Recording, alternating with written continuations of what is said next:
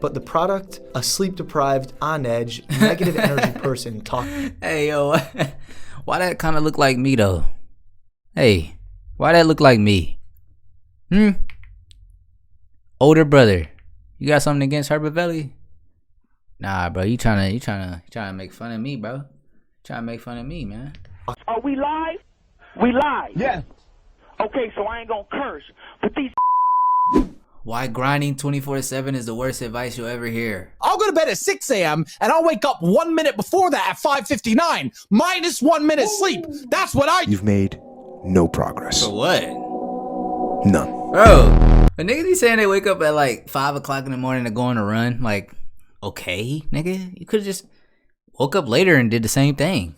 I wake up at 5 a.m., go for a run, do an ice bath, all this, bro. Shit be pointless. Only rich people can do that, bro. And that's the ones, the influencers. They do that shit. Get back to fucking work. Stop. I don't know who needs to hear this, but this mindset will not make you successful. Over the past 3 years, I've started multiple businesses and all of them failed. Want to know why? Because I thought I had to be angry and grinding all the time. Work 16 hours a day, your competition's getting ahead, stop being a little bitch. These angry thoughts filled my mind all day long. I remember being out at dinners with my family, but I was never really there. You was acting like you was better and you was like, I'm working harder than all you motherfuckers. Like, that's the mindset I feel like a lot of people would have if they was thinking like this. Thing on my mind was the business that I was working on at the time and nothing else. While a certain level of obsession is needed for success, you need to stop hating yourself for not working 24/7. This angry hustle mindset will only set you back, and I'm gonna convince you to stop thinking this way. I want you to think of someone who's achieved your goals or dream level of success. Let's say your dream is to be a podcaster and your goal is to be on the same level as Joe Rogan. Look at Joe Rogan. Does he look like he's angry, hustling 24/7, just thinking how to grow the podcast? No, not at all. In fact, he's incredibly chill and relaxed every time we see him. Of course, to have the biggest podcast in the world, you have to work very hard, but it looks like he's just having fun. He's so successful, and he makes it look so effortless. Why is this? Well, there are two types of goals that people have. I call them front-facing goals and back-facing goals. Think of front-facing goals as things you do in the public eye. Hold on These one are second, things I'll be like back. Public speaking, content creation, talking with clients, and even finding a partner. Joe Rogan's podcast is a great example of a front-facing goal. Back-facing goals are things you're able to do on your own without much interaction with others. These are things like coding, investing, writing, or working out. You don't really have to talk to people or deal with others at all. It's mostly solo. Now, let's look at these two types of goals and see what the outcome is when you approach it with an angry, work 24/7 type of mindset. For the front-facing goal, let's say you want to be a YouTuber. You go, watch a David Goggins hype video, get all motivated, then script, film, and edit for 15 hours a day, every single day. You're doing all this hard work, but how do you think people watching your videos are going to perceive you? You're putting in the reps on your end, but the product, a sleep-deprived, on-edge, negative energy person talking. Hey, yo, why that kind of look like me, though? Hey, why that look like me? Older brother, you got something against Herbert Valley? Nah, bro, you trying to make fun of me, bro. Trying to make fun of me, man. Talking on camera. No one wants to watch that. Now imagine if you got 8 hours of sleep, spent the morning playing basketball with friends, then sat down to film your video. By default, you're going to be more positive, have more energy, and as a result, see more channel growth. Just answer the question, who the fuck wants to do business with someone who's subtly angry all the time? No one.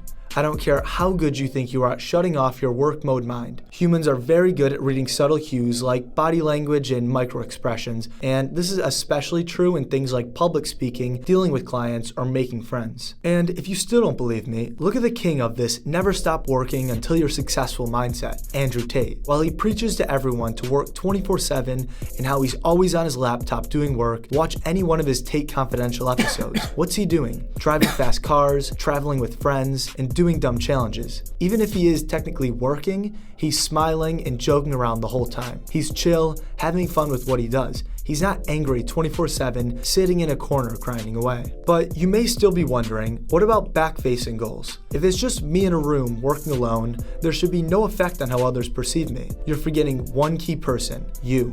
To understand why this hustle 24/7 mindset doesn't work for back-facing goals, let's look at what the research says. One of the most famous psychology studies was Pavlov's dog experiment. In this experiment, Pavlov trained dogs to associate the sound of a bell with food. Every time the dogs heard the bell, they'd start salivating even if there was no food in sight. Why? Because they'd mentally link the sound of a bell to the reward.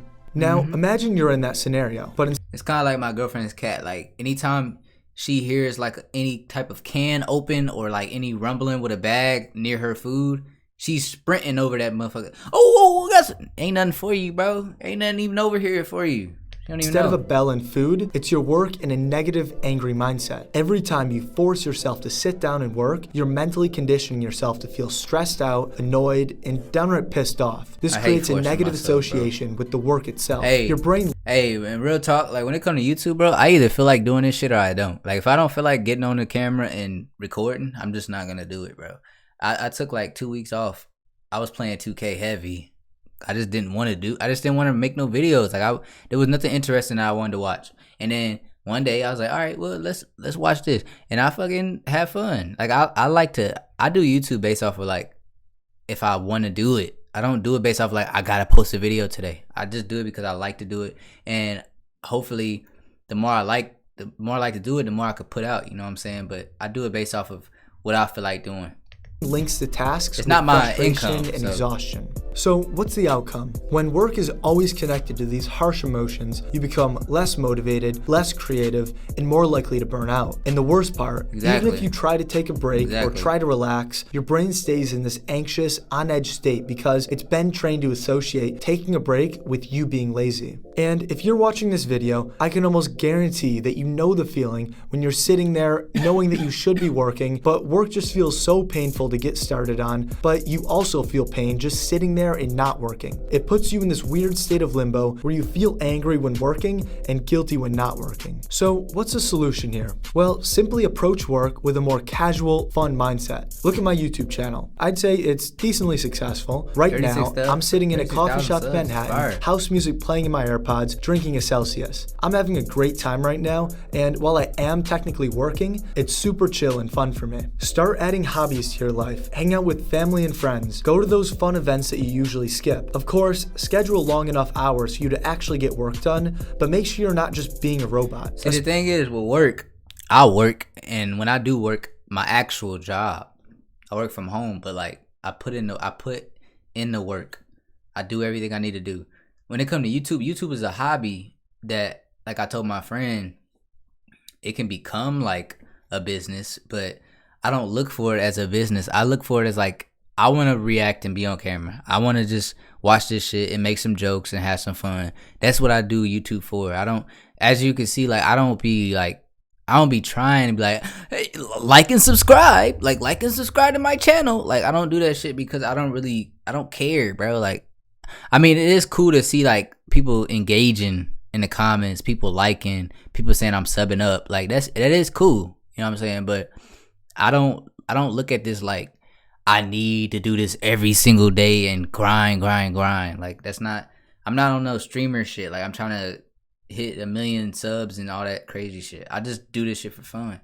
And that's Especially for those that's front-facing just what goals, how I you look at cannot it. expect to have no hobbies, work 16 hours a day, then go and speak to people. If you're trying to pitch to an investor or close a client, you have to be able to talk about normal things out in the real world. Talking to people isn't just about knowing how to speak, it's about having experiences to talk about. And for back-facing goals, do not say how strong your mind is and the negativity is good for you. If you ever feel resistance against working, your brain already has negative associations tied with work. Think of the most successful people that you admire. They all have one thing in common. They're all pretty chill. They know when to push, but they also know when to laugh, smile, and enjoy life. Now they so showing try letting Donald- go of the idea Now they showing Donald Trump. that you're not doing enough every time you're not grinding. Instead, focus on building a routine you enjoy, one that lets you live fully, not just as a work robot. And listen, I get it. There's a lot of pressure out there. Social media shows us these unrealistic hustle lifestyles, making us feel like we're falling behind if we're not working every single second. But in reality, real success looks a lot more balanced. Intentional work mixed with moments of genuine relaxation and joy. It's about knowing when to go all in and knowing when to step back. So here's my final challenge for you. For the next week, build a routine that includes work and play and see how you feel. See if you're more motivated. Bro, I've been doing that since day one. I work and I play. Like I play the game. I do my job and I hop on YouTube, bro, and have some fun. Like this is a short video, so I'm probably gonna record another one because I'm having fun. I'm gonna record another one, not because I'm like I gotta grind. It's because I'm like I got some more time. I can watch another video. I can react. You know what I'm saying?